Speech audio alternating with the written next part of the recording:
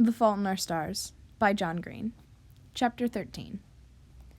The next morning, our last full day in Amsterdam, Mom and Augustus and I walked the half block from the hotel to the Vondelpark, where we found a cafe in the shadow of the Dutch National Film Museum.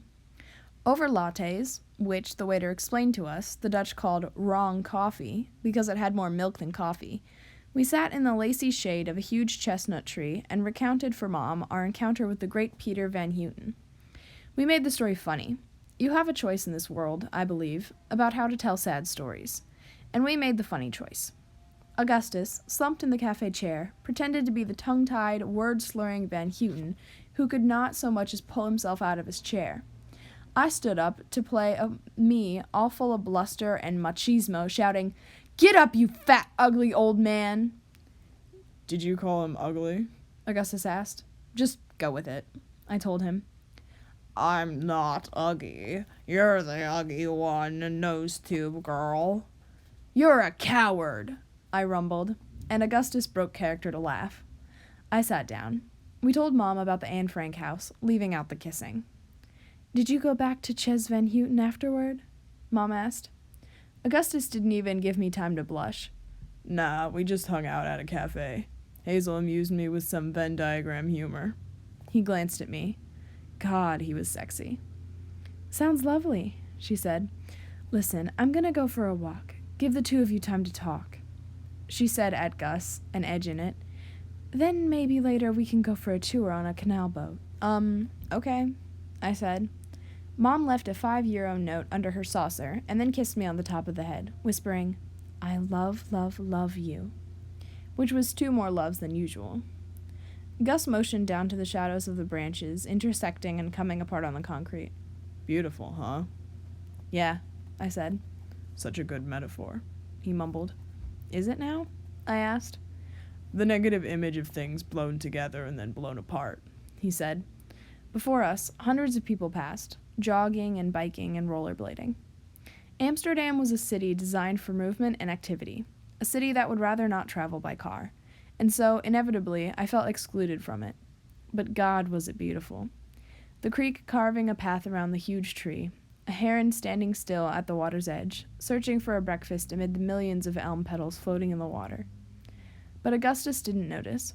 He was too busy watching the shadows move. Finally, he said, "I could look at this all day, but we should go to the hotel." "Do we have time?" I asked. He smiled sadly. "If only," he said. "What's wrong?" I asked. He nodded back in the direction of the hotel. We walked in silence, Augustus a half step in front of me. I was too scared to ask if I had reason to be scared. So there's this thing called Maslow's Hierarchy of Needs. Basically, this guy, Abraham Maslow, became famous for his theory that certain needs must be met before you can even have other kinds of needs. It looks like this. Self-actualizing needs, self-aware personal growth. Esteem needs, self-worth, accomplishment. Social needs, belonging, love, family, security, safety, steady job, insurance. Physiological, food, water, shelter, air, warmth.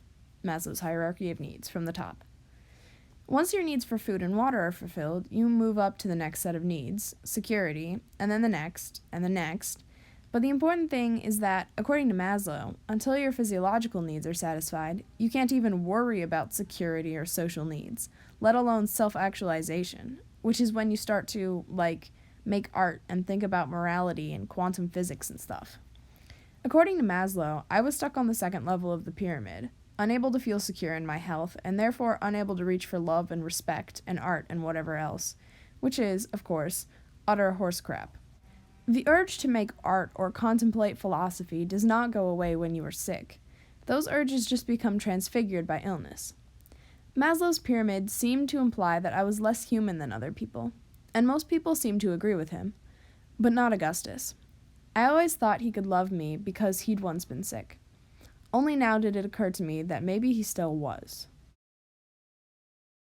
We arrived in my room, the Kierkegaard. I sat down on the bed expecting him to join me, but he hunkered down in the dusty Paisley chair. That chair. How old was it? 50 years? I felt the ball in the base of my throat hardening as I watched him pull a cigarette from his pack and stick it between his lips. He leaned back and sighed. Just before you went into the ICU, I started to feel this ache in my hip. No, I said. Panic rolled in, pulling me under. He nodded. So I went in for a PET scan. He stopped. He yanked the cigarette out of his mouth and clenched his teeth. Much of my life had been devoted to trying not to cry in front of people who loved me, so I knew what Augustus was doing. You clench your teeth. You look up.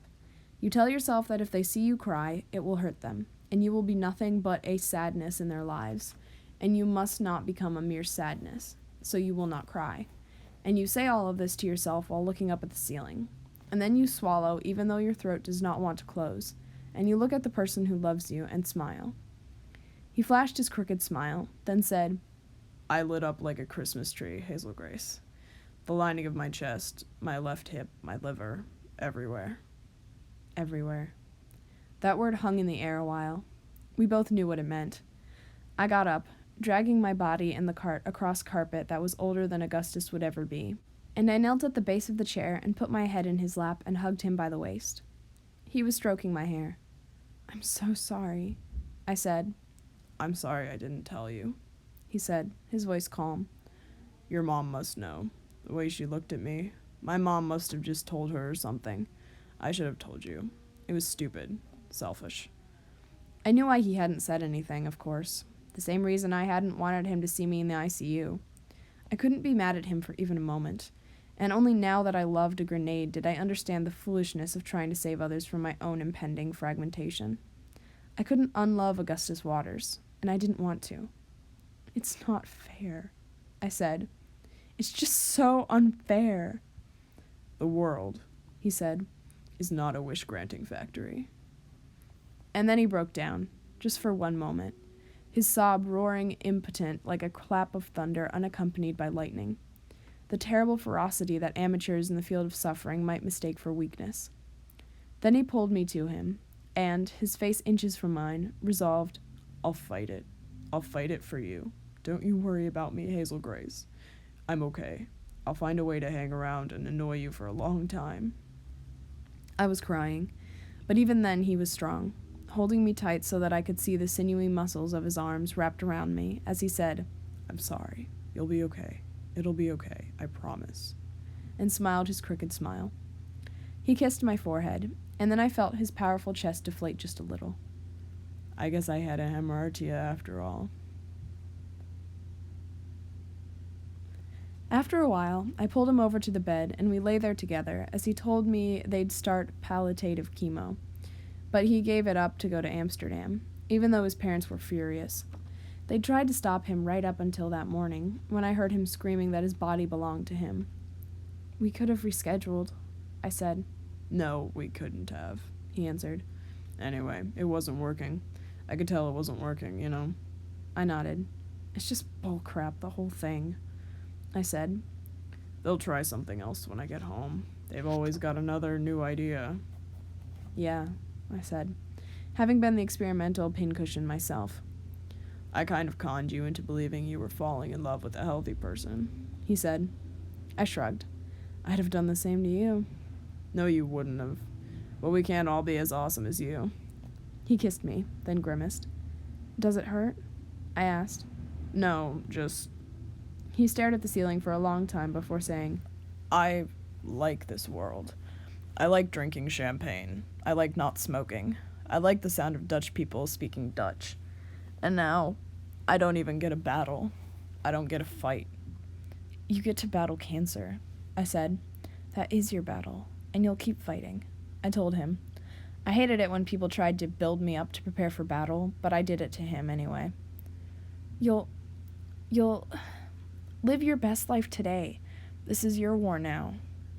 I despise myself for the cheesy sentiment, but what else did I have? Some war, he said dismissively. What am I at war with? My cancer. And what is my cancer? My cancer is me. The tumors are made of me. They're made of me as surely as my brain and my heart are made of me. It is a civil war, Hazel Grace, with a predetermined winner. Gus, I said. I couldn't say anything else. He was too smart for the kinds of solace I could offer. Okay, he said, but it wasn't. After a moment, he said, If you go to the Rijksmuseum, which I really wanted to do, but who are we kidding? Neither of us can walk through a museum. But anyway, I looked at the collection online before we left. If you were to go, and hopefully someday you will, you would see a lot of paintings of dead people. You'd see Jesus on the cross, and you'd see a dude getting stabbed in the neck, and you'd see people dying at sea and in battle, and a parade of martyrs. But not one single cancer kid. Nobody biting it from the plague or smallpox or yellow fever or whatever, because there is no glory in illness. There is no meaning to it. There is no honor in dying of. Abraham Maslow, I present to you Augustus Waters, whose existential curiosity dwarfed that of his well-fed, well-loved, healthy brethren. While the mass of men went on leading thoroughly unexamined lives of monstrous consumption, Augustus Waters examined the collection of the Rijksmuseum from afar. What? Augustus asked after a while. Nothing, I said. I couldn't finish the sentence. Didn't know how to. I'm just very, very fond of you. He smiled with half his mouth, his nose inches from mine. The feeling is mutual. I don't suppose you can forget about it and treat me like I'm not dying. I don't think you're dying, I said. I think you've just got a touch of cancer. He smiled, gallows humor. I'm on a roller coaster that only goes up, he said, and it is my privilege and my responsibility to ride all the way up with you, I said. Would it be absolutely ludicrous to try to make out? There is no try, I said. There is only do.